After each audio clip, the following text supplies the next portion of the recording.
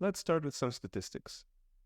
While there are some organizations that deal with expat spouses, there aren't many research results that target our community. The best and largest research is conducted by the Permits Foundation. This is their website. And let me scroll down and zoom in a little bit. Let's see how they describe themselves. We are an independent, not-for-profit organization campaigning globally to improve work permit regulations so that partners of highly skilled international employees, that's us, we're the partners, may directly access employment while in the host country. While keeping in mind that their agenda is to display the expat spouse community in a positive way, the research I have conducted personally while working on Restart in 2015 and other research conducted over the years yielded similar results.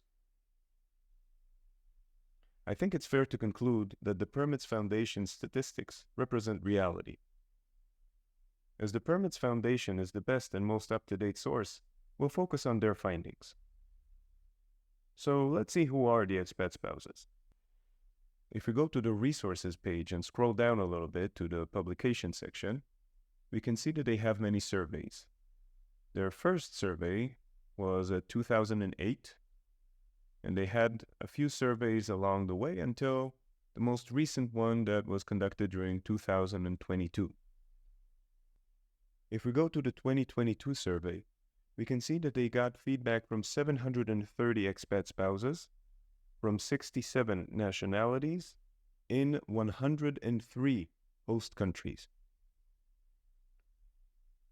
Let's dig in.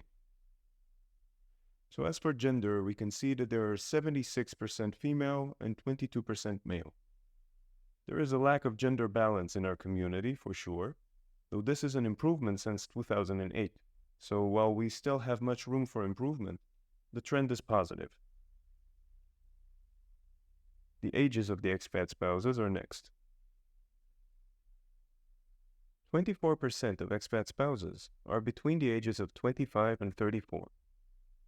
46% are between 35 and 44. 23% are between 45 and 54. We can see that the vast majority of spouses are already at an age where they are done with their education and probably have some years of experience in their field. As for the marital status, most are legally married. As the legal status can have work permit implications, there is a chance that some couples marry prior to the relocation in order to secure a work permit for their spouse. The partner gender is especially interesting. Only 3% of the spouses are in the same-sex marriage. That indicates an underrepresentation that could be caused by some countries' refusal to acknowledge same-sex marriage, which prevents them from getting work permits in those host countries. We'll skip ahead to the education part. We can see that 88% of us have a bachelor's or higher education. 59% of us have a master's or higher education. This corresponds with the ages that we saw earlier, and also with some expat spouses' decisions to use their time abroad to pursue higher education degrees. As for prior employment, 90% of us worked before moving to the host country. Out of the 10% that did not work, some were students. As for employment while abroad, 84% of expat spouses want to work in some capacity in their host country. Despite their wishes, 53% don't work in the host country at all. Of those who do work, some work in positions that are not career jobs, but temporary positions offered by the organization that sent us abroad. Some of these positions, despite the organization's truly well-meaning intentions, can be long-term traps. I'll elaborate on that later in the course.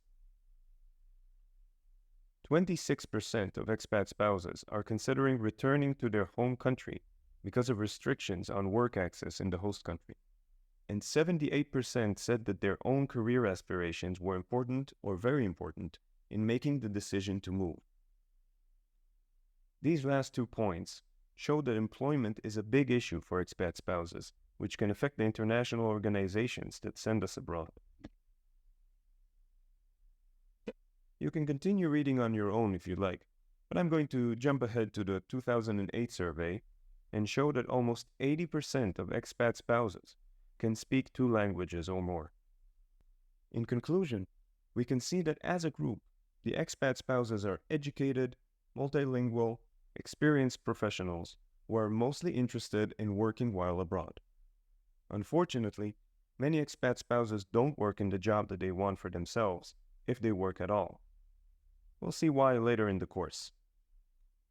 Now that we know what our community has in common, let's see what makes each of our situations so unique.